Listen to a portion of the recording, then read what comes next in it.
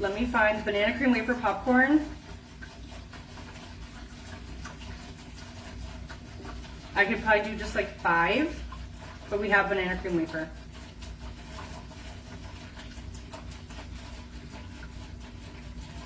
There you go. Banana cream wafer is on there now for you. But yeah, put 4 candies in your cart or any products, and you're gonna get 30% off automatically. What is a timeshare? So a timeshare is where you can essentially buy like 1 or 2 weeks out of the year, or 8 weeks or whatever, from a company. Like, I think it's stupid, but people do it, but you know, it's good. I mean, I guess it just depends what it is. But like, okay, so say it's this hotel. You pay $20,000 a year or something. I don't know.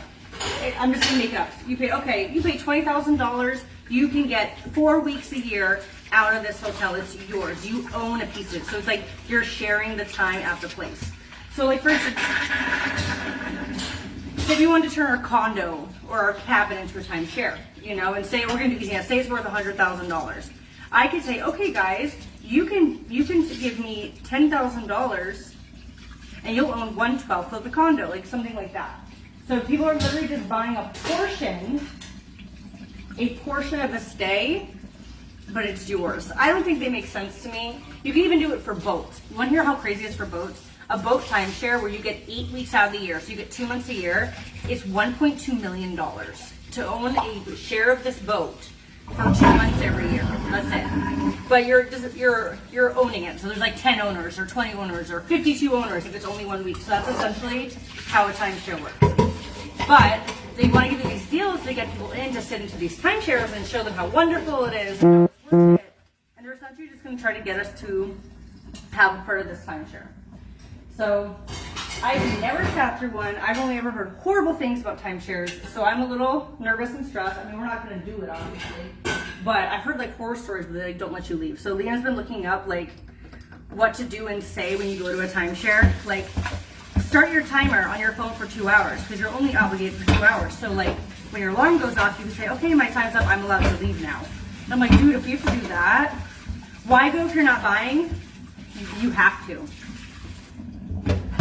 But then, once we say no, we get the rest of our time at this hotel covered. And actually I was like, so what happens if we don't go? They'll just charge you for the rest. So we'll go. We'll go and sit through it. But essentially, 2 hours of our time, 3 nights stay. So we're doing it. We're gonna be strong and do it.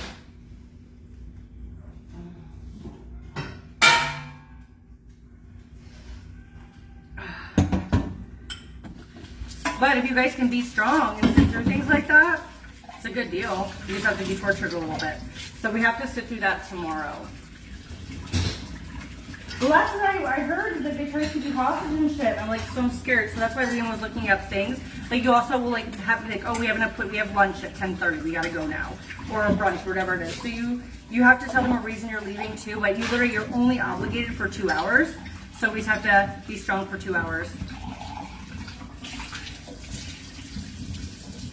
Well, that's nice, Michelle. If you can go anywhere in the world, that's a plus. But I don't have a timeshare of a Hilton. You know what I'm saying? Like for me, I'm like, ugh. I don't know. But I guess it just depends situationally too, like if it makes sense. But yeah, so you're literally paying like X amount of dollars to have a portion of a place.